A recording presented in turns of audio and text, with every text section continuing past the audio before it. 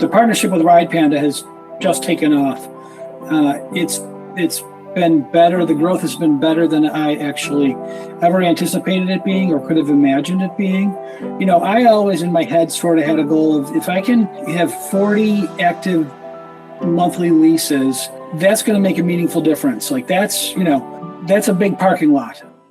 Welcome to the very first edition of PandaPod, a show where we will explore how people get to work and move through our cities, from transportation demand management and reducing parking to biking, sustainability, and the future of urban mobility. In each episode, we go straight to an expert to hear about their experiences, their perspective, and learn from their advice.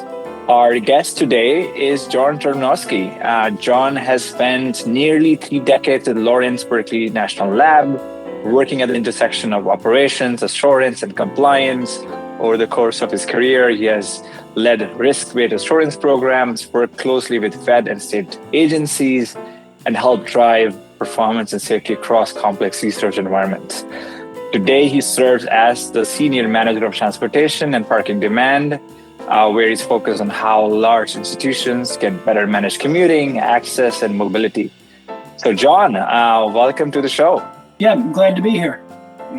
Amazing. So really diving in, John, I'm really curious, what drew you to this field? I mean, how did your career evolve from assurance and compliance into transportation and parking demand? Yeah, good question. It's actually been a very windy road. In the mid-90s, I got a master's degree in environmental management. So I then pursued my first job at the lab, actually in the waste management group of the EH&S division. And I think I did that for about 3 years. And really my primary role was to find disposal opportunities, treatment opportunities for our radioactive waste. So I moved over to facilities, just process improvement type stuff. I managed the safety staff and also the assurance staff there. I think I did that for 6-7 years, maybe.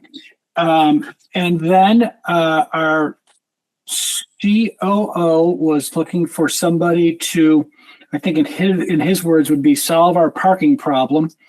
And at that point, I'd been at the lab over 20 years. My thought was, I've been here long enough that if I screw up, they're not going to fire me. So why don't I give this a shot? It's a different challenge. I mean, I'd moved to the point in my career where I was just looking for new challenges. And this seemed like a good opportunity to make a real contribution to the lab community. Excited to hear, and I didn't know that you were back in the day also worked on from radioactive waste to all the way to now solving the parking problem. That's so super interesting. How do you commute to work?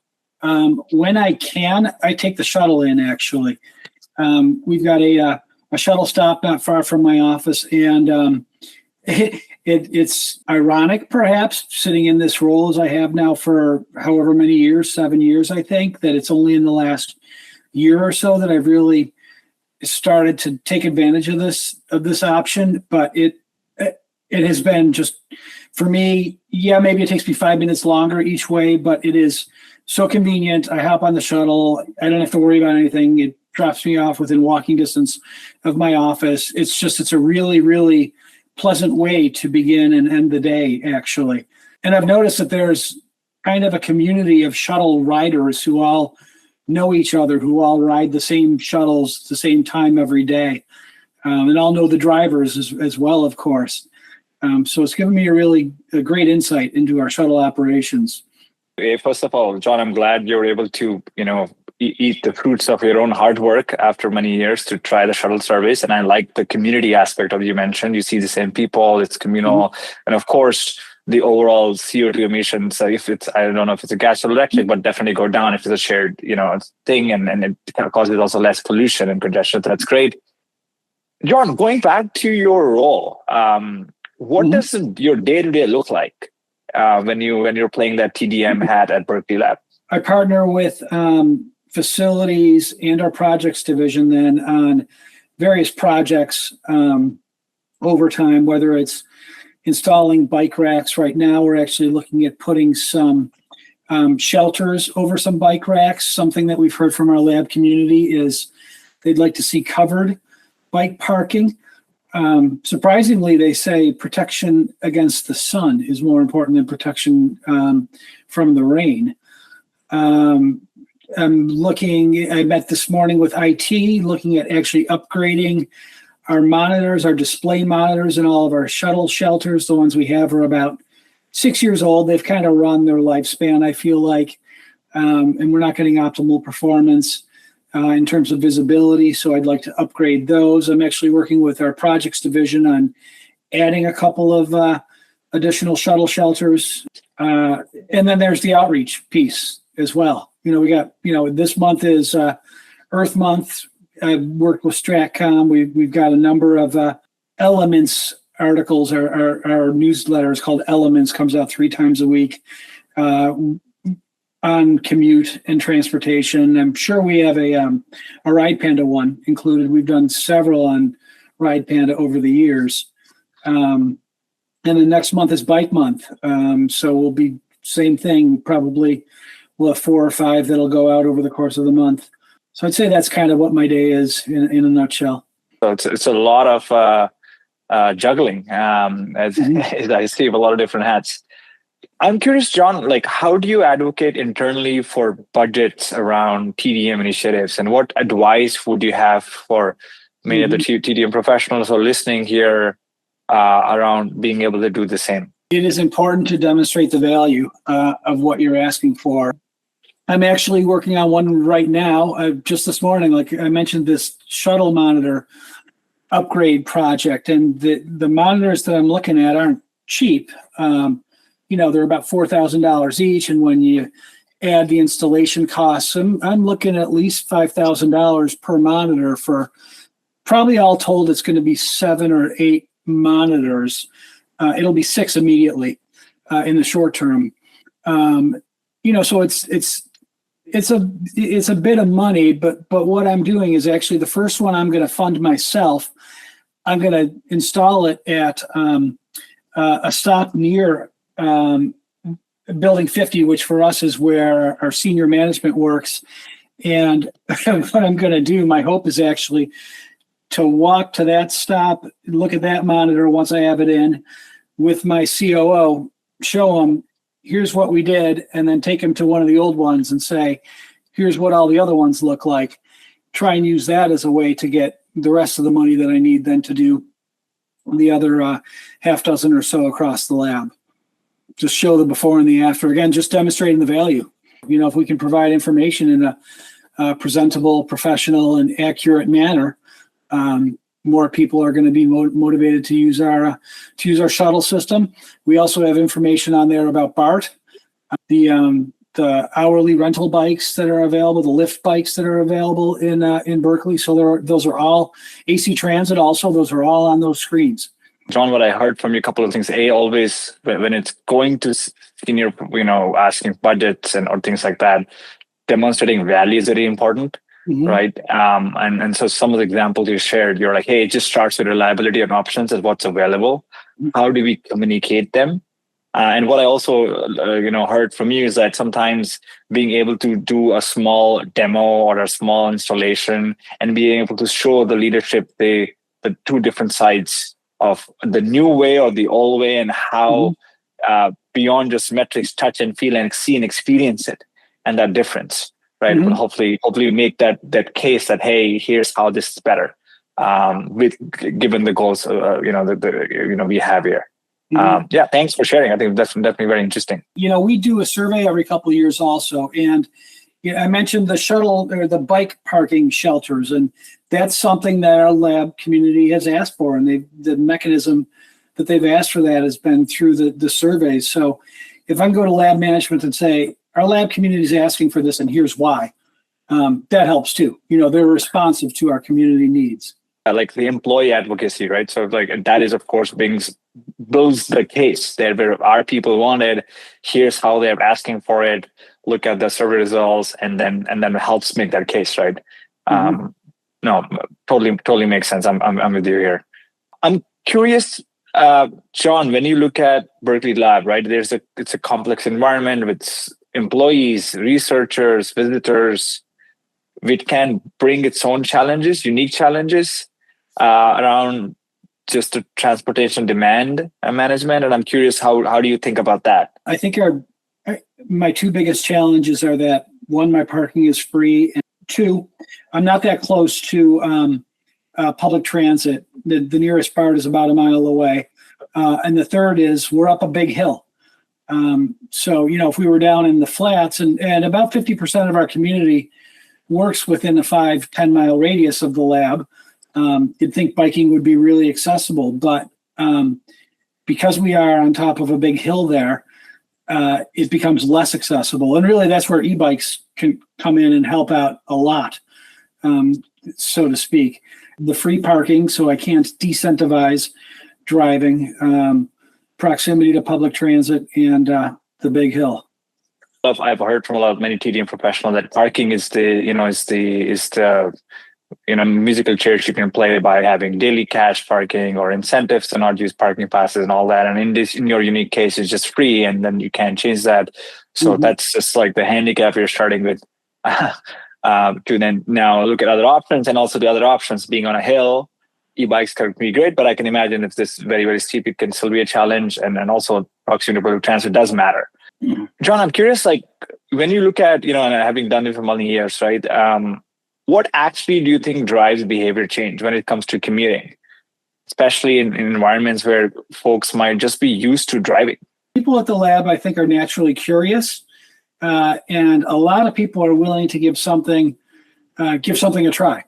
So if they do and they have a positive experience, they're more likely to try it again, to tell others about it. And I think we're lucky also that we have a large population from Europe among our employees and affiliates. So I think culturally there is more of a mindset there to use public transit and or bike, quite frankly.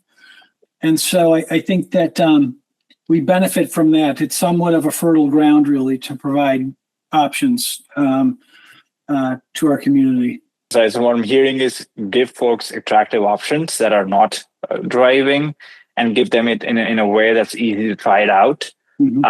Those, of course, help. And of course, it comes unique to the demographics, be it if it's a European cultural mindset, which tends to be more public transit or biking and other mode first versus driving. Hopefully that helps. And as you said, kind of inferred, John, like that's the fight we're on, right? I think US tends to be still very car centric, and I think allowing to see and experience other modes in a very simple, easy manner that they can see doing it and enjoying it, seeing the merits, be it well-being or sustainability, I think is what is going to create, folks to step out of the car and say, and see outside. Yeah, I can't change the national mindset, but I can, partner with our community to change hearts and minds at the lab. Yeah, that's how the grassroots starts, right? I think we do our part in our community and our closest proximity. And John, I know you've already mentioned, right, that you're providing new commuting options like e-bikes through us to Ridepanda. What have you observed in terms of how employees have responded to these new alternatives like us and others that you have experimented with? The partnership with Ridepanda has just taken off. It's been better. The growth has been better than I actually ever anticipated it being or could have imagined it being. I always in my head sort of had a goal of if I can, have 40 active monthly leases, that's going to make a meaningful difference. Like that's a big parking lot. We're providing transportation in ways other than single occupancy vehicle. And that's making a real footprint there. Just every month having test rides at the lab, developing and running our Elements newsletter articles to promote those things, those events. That has been a great success. People knowing that we're going to be there, people having the opportunity to try them out, people hearing about them regularly and routinely in Elements. That's all had great benefits. And the outreach piece is key to everything that we do. whether it's bikes, whether it's carpool, shuttles. We try and keep people informed and motivated to use the other forms. We'll run interviews with people. A shuttle super user. We had that one Ridepanda super user that we ran. That was a fantastic article, actually. People at the lab, not hearing from me, hearing from their colleagues really resonates with them. The analogy you used, right? If I can get 40 people on bikes, well, that's my parking lot. And that's a huge block that I can save as I continue to grow. And outreach, as you have said before, as well, like outreach is super, super important, how we can be top of mind always. And it's done through your newsletters but also through test ride events, but also through referrals when the flywheel really starts, when people start talking to each other about how they are doing it and how it's easy for them and how they found it. And the testimonials, I think, are so meaningful. I think many of the testimonials that I read a lot personally, just to keep myself motivated and excited. Many of our riders tend to be completely new to biking. They stopped biking, or they used to bike, but the hills made them scary, so they stopped and got an e-bike. And then how it quickly, slowly, becomes a part of their day. Is for some people actually the best part of their day is the commute morning and then in the evening. So yeah, excited for that, and I think that's what creates the momentum around something new that folks, and then I think combined with making it still very easily accessible. So John, we are at our final section of our interview, our podcast interview, and I think it's called the Chew the Bamboo section, going with the Panda team. So these are 5 questions that we ask everyone. So we'll go through that with you. First question I have is, what has inspired you in your work over the past year at Berkeley Lab? I have a strategic plan, and I've been at this job long enough now that I think that, we can start seeing some real change in our commuting behavior here at the lab. Again, the growth that we've seen in the e-bike leases with Ridepanda has been fantastic. We have an excellent partnership with our shuttle provider, and we think we have a really, really solid shuttle services right now. And I am hoping over the next couple of years to actually modify our shuttle model into one where, rather than an integrated on-site, off-site, which creates long routes, and it's a little inefficient, and it doesn't serve the on-campus transportation very effectively. I want to decouple that to on-site service and an off-site service. That's really going to be my main motivator over the next couple of years, is trying to realize that vision. One thing that over the last decade or so has popped up a lot at the lab is something called GEMs. I'm not sure if you're familiar with a GEM. It's a glorified golf cart, basically. And we have a lot of them. I think at last count over 100. People like them because they can hop in them at any time, and then they take up less room than a car, but not a lot less room than a car. But we have so many today that they are actually adversely impacting our footprint. And if I could eliminate a lot of them, actually, ironically, I could increase our spaces for parking personal vehicles. And the best way to do that, because people say, well, I need a GEM because, I got to get around the lab fast. The problem with our shuttle system, we have larger shuttles traversing our narrow, windy roads on site. They can only go in so many directions. If I can decouple that, move to a smaller shuttle system on site, smaller vehicles on site, I can go in more directions, and I can go in more directions more frequently. And I think I can demonstrate to the lab community this is a better approach than buying these GEMs here. GEMs cost on average, and I'm actually still looking for a total life cycle cost, but it is more than $50,000 for a total life cycle cost of a GEM. But if I can provide a model that's more equitable and convince lab management to eliminate, half, 2/3 of our GEMs, and that's actually something that I'm really working towards over the next year or so. John, so what I heard is like being able to see change has been exciting and inspiring for you, being the bike growth or e-bikes growth that you have seen, but also as you look at shuttles and the gyms and the golf carts, and how can I continue to make an impact moving forward? And also what connected with me is like doing it equitably. Equity is important, right? Make sure that everybody has access to something that matters and can help. My question too, John, is looking back across your career, what was a specific challenge where you were able to have the most significant impact on the outcome? Seeing the reduction in parking supply and our parking demand not breaking that supply over the last half dozen years. And certainly, to be fully honest, the pandemic has helped and work modes have changed, but we know that we've got, 3,000 people a day coming to the lab, and we've only got 1,600, 1,700 parking spaces. And just seeing that I've still got 100, 200, actually yesterday we counted over 300 available parking spaces on our days of peak demand, while we are having, 2,500, 3,000 people come into the lab. That tells me people are using these other modes to get to the lab. And that's actually been really, really rewarding. I like to say when University of California management, when lab management sees a parking lot, what they see is a future research building. And that is our mission, and that is our service to the nation and to the world. And if I can provide ways for people to get to the lab while still working within those narrow confines, I think that's providing a meaningful impact for our community.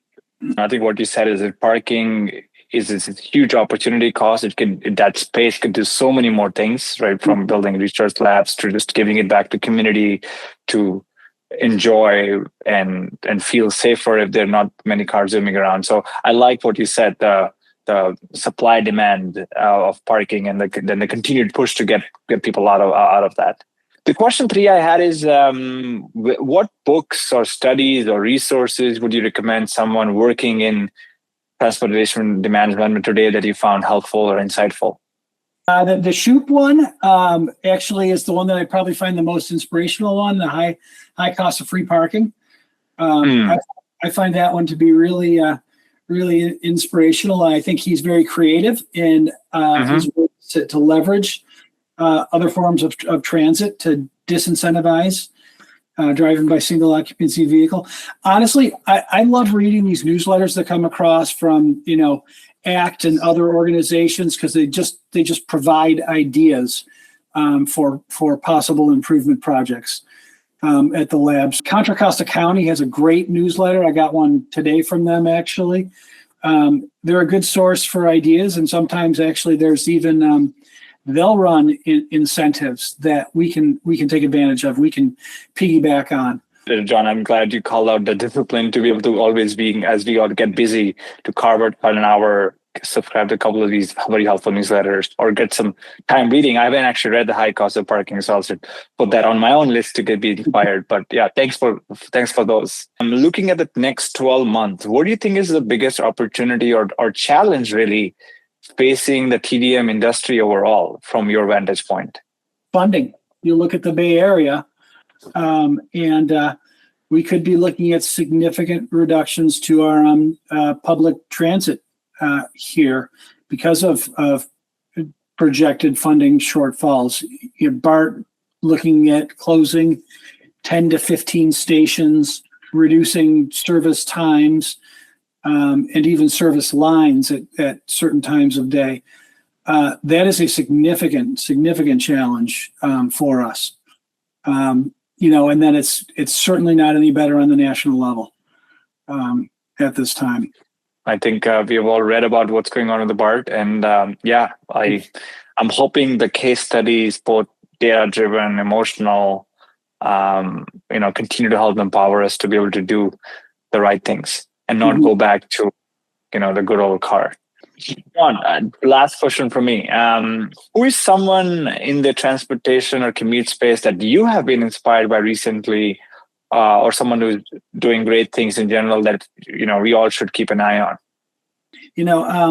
I will say that some of my UC colleagues, I really appreciate the approach some of them have, and they have a different toolbox than I do. But I was on a call Tuesday of this week, and I hear about their partnerships with their students, for example, where the students will, and there's several UCs that have done this, students vote to tax themselves to provide all of them transit passes. I think that's a really, a super cool approach. I'd love to be able to figure out something like that at the lab community. It's much less straightforward for us. But I just think something like that is a really interesting idea. Yeah, John, I think I heard this throughout in our conversation, really appreciate it. But I think what stuck to me, and we have met in the past, so I kind of always knew that, but just stuck to me is your openness, your curiosity, your willingness to get ideas from all different places, conferences, to the newsletters you're looking at, to just the system overall, to leaning into your community, be it the Berkeley community overall, or to the folks who are working in the lab, and having that growth mindset and the enthusiasm really to try and fight for new resources. I love the hack that you're doing where I will get this one thing and then go see the leaders see it, and then they can compare and then do more. So really appreciate it. I think that is that mindset to be able to go and experiment, try things quickly and be open about it is what gets us moving forward. So I really felt very inspired. I'm sure many others who heard this or will hear this will equally take some of the tips that you have shared also as meaningful and inspiring to just keep the fight on. It's hard, right? All the things you said, all the things you are juggling, all the things many of the team professionals do juggle. Yeah, I appreciate it. Thank you. Thank you for such a candid, honest conversation. Really appreciate it. And I'm excited to listen to it again when it's out. So thank you. Thank you, John. Yeah, it was a pleasure. It was great catching up with you, Chinmay. Hope to see you in a couple months in Philly. And have a good one. Thank you. Bye-bye.